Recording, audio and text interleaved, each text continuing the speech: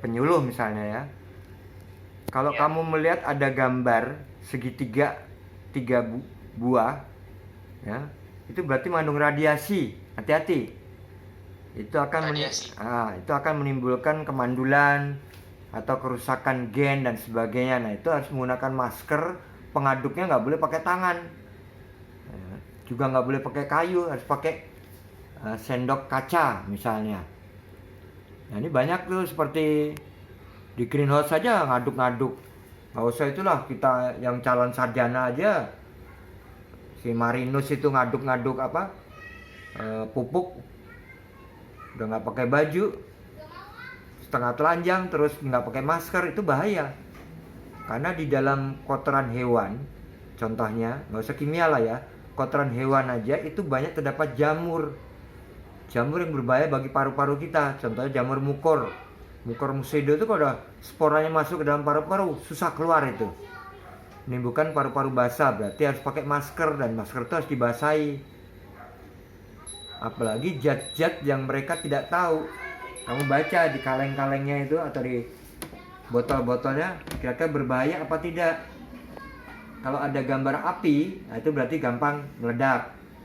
Kalau ada gambar tetes air, berarti itu korosif. Kalau kena tangan akan gatal. Nah, itu saja kena tubuh bagian luar sudah gatal, apalagi kalau kehisap.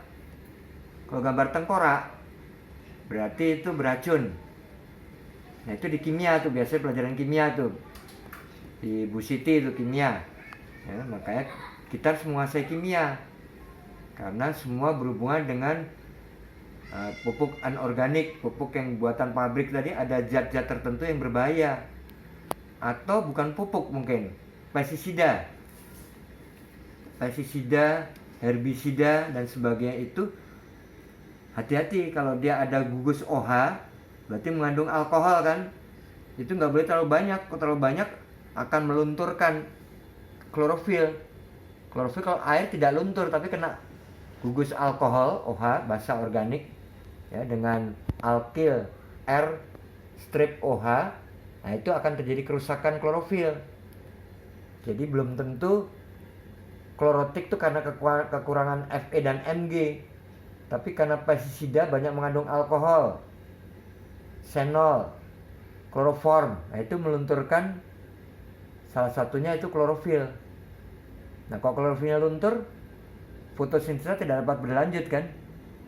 Nah itu juga menimbulkan kematian bagi tanaman, atau tanaman tetap tumbuh tapi tidak menghasilkan buah, atau mati bujang, hanya menghasilkan bunga tapi tidak berbuah, bunganya mati.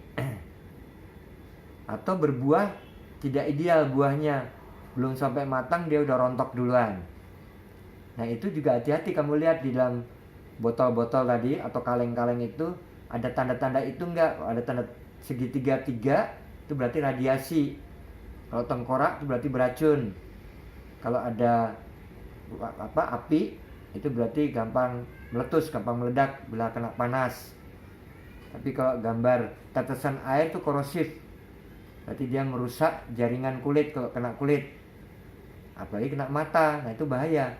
Nah itu peranan kamu sebagai penyuluh nantinya kepada masyarakat, dijabarkan. Karena masyarakat kita nggak usah jauh-jauh, di Kerawang itu susah dikasih tahu kayak gitu, dianggap udah biasa. Apalagi kalau kamu nanti ke Brebes itu banyak kan petani bawang merah kan, itu racunnya tinggi-tinggi tuh pestisidanya. Itu kadang-kadang nyoba begitu dijilat karena udah biasa. Ya nanti pada suatu ketika kena kanker atau meninggal ya udah biasa. Hati-hati itu. Nah itu peranan kamu sebagai sarjana pertanian untuk mengarahkan pada masyarakat kita, terutama yang jauh-jauh di pegunungan ya, yang tidak pernah mendapatkan penyuluhan. Jadi banyak zat-zat toksisitas untuk hewan, tapi untuk tumbuhan enggak ya. Nah, tapi tetap toksisitas untuk manusia. Apalagi petani habis mupuk, tangannya masih kotor, langsung dia makan di saung, nggak cuci tangan dulu. Nah, itu juga berbahaya, bisa menimbulkan kanker, bisa menimbulkan muntaber dan sebagainya. Itu peranan sebagai seorang sarjana pertanian untuk menjelaskan itu. Ada lagi yang tanya.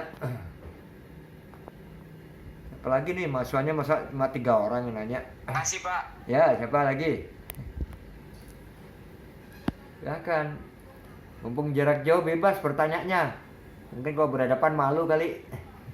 Tanya aja sebanyak-banyaknya. Ya.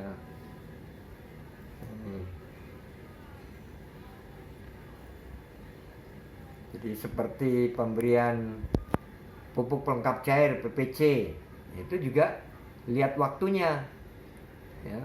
Kalau terlalu pagi tanaman nggak efektif, apalagi terlalu sore anginnya besar, itu disemprotkan di bawah permukaan daun kan, PPC itu pupuk pelengkap cair.